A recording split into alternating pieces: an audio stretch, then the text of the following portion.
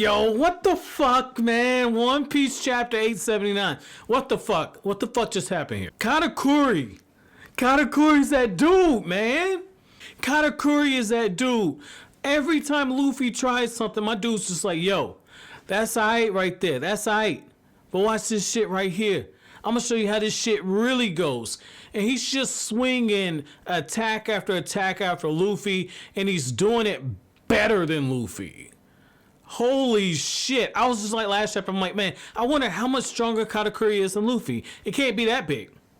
Found out this motherfucker got a bounty of 1 billion berries, and not just that. But even Jinbe low-key is hinting. Like, Jinbe low-key hints that Luffy can't actually defeat him. Because he's like, yeah, this is going to be pretty interesting to see how this goes. Not sure. It's a gamble. Oda was telegraphing this shit, man. I love it. I fucking love it, man. I feel like a fucking kid sitting in front of the television watching Dragon Ball Z when I come home from school and I'm running up the driveway. Like, I like, just to sidetrack for a second, right? Like, when Dragon Ball Z was going on, it's airing on Toonami when I was staying with my mom, right? Like, so our driveway, my mom's house was on 1.5 acres, and so our house was all the way at the back of that shit. So when the bus used to drop me off from school, I had to run up that long-ass driveway in order to get to the house. So I'll be out of breath and everything. We're literally at the back of the fucking 1.5 acres. And so I ran up the driveway, unlocked the door, get into the house, find the remote, cut the shit on Cartoon Network, and watch the last probably 7, 8, 9 minutes of the fucking episode, right? Thank God that those episodes were poorly paced. But I watched like the last few episodes of Dragon Ball, right? Or Dragon Ball Z. And what I liked is it's like it just gave me that feeling of like, oh shit, I can't miss anything. And when it came to Luffy versus Katakuri, for a moment I hopped back in the time machine and I felt like a fucking little kid all over again. Like, holy shit, man. Oda's giving me moments where I'm like, man, I'm really enjoying this. But this is like the first time I felt like a giddy little kid where I got to the end of this chapter and I realized this is the last chapter of the volume. I'm like, motherfucker, what happens next? Because I'm so hooked on this shit, man. Like, this is so worth it. Like, the build up towards Luffy versus Katakuri is so fucking worth it. Because, again, for me, I'm more invested than I was before. Holy shit. So what I like is how, like, Katakuri, after Luffy tries to use speed, Katakuri just one-ups him, knocks him across the room. When Luffy tries to use power, he's like, oh, haven't you learned your lesson? You tried to use power before, it didn't accomplish shit. And he says, like, oh, that's your elephant gatling. That's elephant punch. That's pretty fucking impressive. But watch this shit. Like, every single time he one-ups him. And it lets you know, like, Luffy, he ain't gonna get out of this fight easy. This is going to be Luffy versus Cracker, but it's going to be on steroids. Luffy, and he don't have Nami there to help him. Luffy's got to get out of this shit by himself. So, going to be very interesting to see what Luffy can do. Because Katakuri, that foresight, that's a pretty dangerous-ass thing. And Katakuri, he's made it known, like, he's going to stop Luffy before Luffy can become a threat to Big Mom. So, I mean, that's interesting.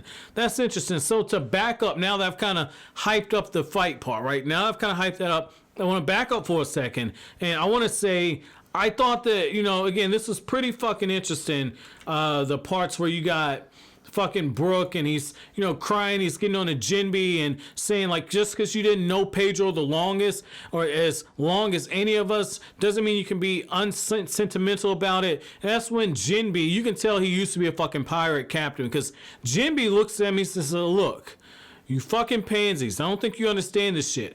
If you want to mourn, if you want to remember this dude's sacrifice, you need to step your shit up, okay? Big Mom is going to be coming for us. You gotta understand, he sacrificed himself so you could live. Don't you hear him in your heads? Don't you hear him in your hearts? Jinbe wants you to live so you can take Luffy forward. And he even has that moment where he inspires them and they actually hear Pedro's voice and Pedro saying onward. So I thought that was cool. And I like how he even said, he says, it's a sacrifice that was determined to be necessary. And it's because Pedro did that we're able to come out ahead. And what I love is how even though he says like Luffy, he's going to catch hell.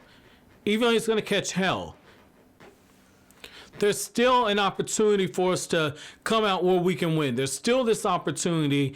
And you get this moment where he says like, look, you know, we need to move forward. Okay. We need to move forward. And you get this moment where he says like, hey, I'll help you, Nami. I'll help you identify the currents. And that's when we find out that Big Mom, this bitch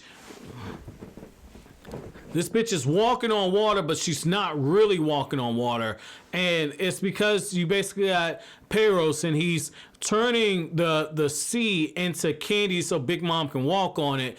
And I really love that moment how Peros is even saying like he's got this sadistic look. He's like the ultimate bad guy right now, like the ultimate cliche bad guy. He's got this look. He's like, man, I'm gonna have to torture each and every one of you motherfuckers because I can't drink my hot tea because my candy's gonna melt.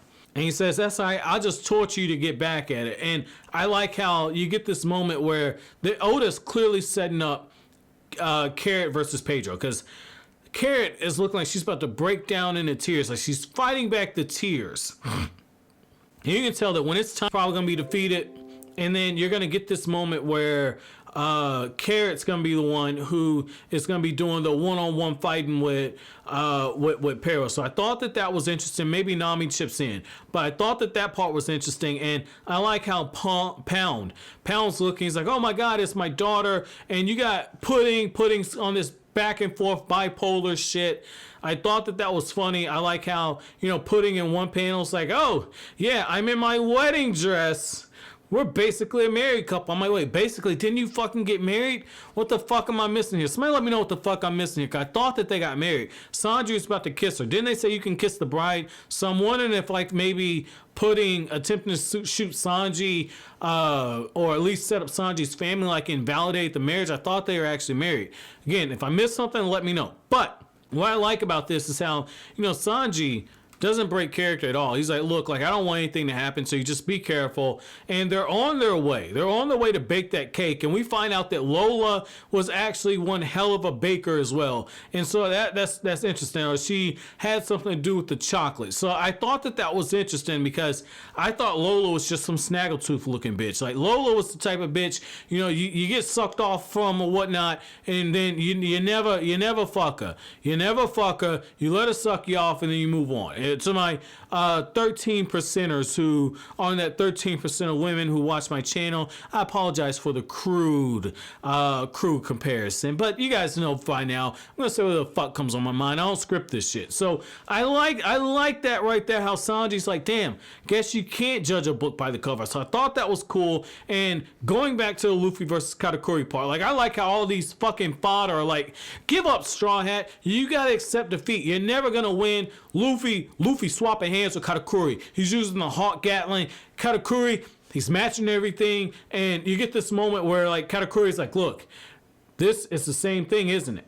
But this is more efficient. And he proceeds to just pummel the fuck out of Luffy. And Luffy's like, nah, you know what?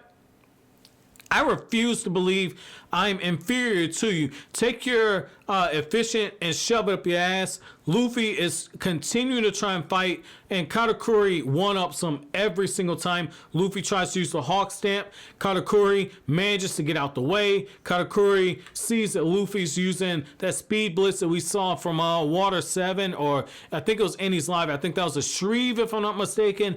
I'm definitely going to have to go back and reread everything if I start doing discussion videos on One Piece. But I thought that was cool how he tries to speed blitz him, and Katakuri sees exactly where Luffy's gonna go, and he immediately just kicks this dude, sends him flying, and Luffy can't be stopped. Luffy is going through, he's got the gum elephant gun, he's about to hit, and then Katakuri just says, yeah, that's awesome, but mine's bigger, bitch. And he just sends Luffy fucking flying. Like, this is fucking brilliant right here. This is fucking brilliant. Like, I love this spread right here. I fucking love this spread. Like, this is This is letting you know you're getting a monumental moment right here. Like when the anime does this fight, holy shit, does the music need to be on point. Because this is just a beautiful layout. Like you see how Luffy, it looks like he's being pushed back, and then slowly as you descend down the panels, you see how he's being pushed back, and you see how Oda devoted most of the double page spread towards the Luffy versus Katakuri panel where Luffy is being dwarfed by Katakuri's attack, and then on the top left hand side of the next page, you see Luffy's been hit by the attack and Katakuri just sends him flying. And Katakuri's like, yeah, that's how you do your elephant gun. That ain't shit. So my chapter question to you guys is, how impressive is it that Katakuri was able to match what Luffy was doing? How impressive is that to be able to learn on the fly like that? Let me know down in the comment section below. But as always, guys, if you like anything I had to say, don't forget to comment, rate, subscribe, and share. Thank you so much for watching to the end. Have an awesome day, guys.